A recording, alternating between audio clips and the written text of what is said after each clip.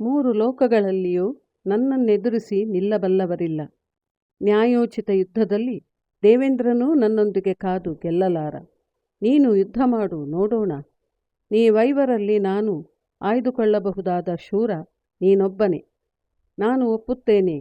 ಉಳಿದ ನಾಲ್ವರು ನನ್ನನ್ನೆದುರಿಸಲು ಯೋಗ್ಯರಲ್ಲ. ಗದಾಯುದ್ಧದಲ್ಲಿ ಸರ್ವಶ್ರೇಷ್ಠನು ನನ್ನ ಗುರು ಬಲರಾಮ. ಅನಂತರ ನಾನು. ನನ್ನನ್ನು ಬಿಟ್ಟರೆ ಶಲ್ಯ. ಅವನನ್ನು ಬಿಟ್ಟರೆ ನಾಲ್ಕನೆಯವನಾಗಿ ನೀನು ಬರುತ್ತೀಯ. ನಿಮ್ಮೆಲ್ಲರಿಗಿಂತ ನಾನು ಶ್ರೇಷ್ಠನೆಂದು ಬಲರಾಮನು ಹೇಳಿರುವನು. ನಾನು ಸಿದ್ಧನಾಗಿರುವೆನು. ಬಾ ಭೀಮ ಎಂದನು. ಯುಧಿಷ್ಠಿರನು, ದುರ್ಯೋಧನ, ನಿನ್ನ ಕವಚವನ್ನು ಹಾಕಿಕೊ, ಕೂದಲನ್ನು ಗಂಟು ಹಾಕಿಕೊ, ಇನ್ನೇನು ಅಗತ್ಯ ವಸ್ತುಗಳು ಬೇಕೋ ತೆಗೆದುಕೋ, ಅನಂತರ ಯುದ್ಧವಾರಂಭಿಸುವಿಯಂತೆ ಎಂದನು. ದುರ್ಯೋಧನನು ಪ್ರೀತಿ ಕೃತಜ್ಞತೆಗಳೆಂಬಂತಹ ದೃಷ್ಟಿಯಿಂದ ಅವನನ್ನು ನೋಡಿದನು. ಅವನಿಗೆ ಯುಧಿಷ್ಠಿರನ ಮೇಲೇನೂ ವೈರತ್ವವಿರಲಿಲ್ಲ. ವೈರತ್ವವಿರುವುದೆಲ್ಲ ಭೀಮನ ಮೇಲೆ. ಯುಧಿಷ್ಠಿರನ ರಾಜ್ಯಕೋಶಾದಿಗಳಿಗೆ ಆಸೆಪಟ್ಟು ಈ ಅನ್ಯಾಯಗಳನ್ನೆಲ್ಲ ಮಾಡಿದ್ದನು.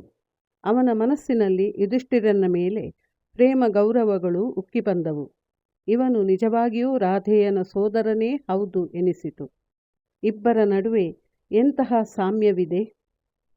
ಈ ಯೋಚನೆಗಳನ್ನೆಲ್ಲ ಬದಿಗೊತ್ತಿ ಯುದ್ಧಕ್ಕೆ ಸಿದ್ಧನಾದನು.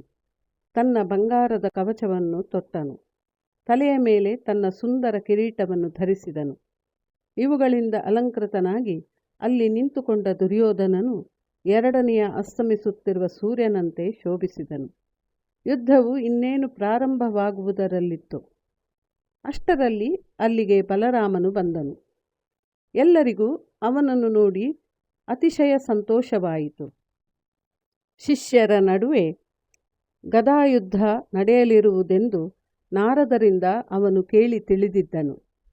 ದುರ್ಯೋಧನ ಅವನ ನೆಚ್ಚಿನ ಶಿಷ್ಯನಾದ್ದರಿಂದ ಯುದ್ಧ ನೋಡಲು ಅಲ್ಲಿಗೆ ಬಂದಿದ್ದನು. ಶಿಷ್ಯರಿಬ್ಬರೂ ಅವನಿಗೆ ನಮಸ್ಕರಿಸಿದರು. ದುರ್ಯೋಧನನಿಗೆ ಗುರುವನ್ನು ನೋಡಿ ಪುಳಕ ಉಂಟಾಯಿತು. ಅವನು ಗುರುವಿಗಾಗಿ ಉತ್ತಮ ಪೀಠವೊಂದನ್ನು ತರಿಸಿ ಹಾಕಿದನು. ಎಲ್ಲರನ್ನೂ ಕುರಿತು ಬಲರಾಮನು, ನಾನು ತೀರ್ಥಯಾತ್ರೆಗೆ ಹೊರಟು ಹೋಗಿ ಇಂದಿಗೆ 42 ದಿನಗಳಾದವು. ಪುಷ್ಯ ನಕ್ಷತ್ರದಲ್ಲಿ ಹೋದ ನಾನು ಶ್ರವಣ ನಕ್ಷತ್ರದಲ್ಲಿ ಹಿಂತಿರುಗಿದ್ದೇನೆ. ಇಲ್ಲೇ ಹತ್ತಿರವಿರುವ ಸ್ಯಮಂತ ಪಂಚಕವೆಂಬ ಸ್ಥಳವು ತುಂಬ ಪವಿತ್ರವಾದದ್ದೆಂದೂ ಅಲ್ಲಿ ಸತ್ತವರಿಗೆ ಸ್ವರ್ಗ ಪ್ರಾಪ್ತಿಯಾಗುತ್ತದೆ ಎಂದು ಹೇಳುವರು. ಗದಾಯುದ್ಧವು ಅಲ್ಲೇ ನಡೆಯಲಿ ಎಂದು ನನ್ನ ಸಲಹೆ.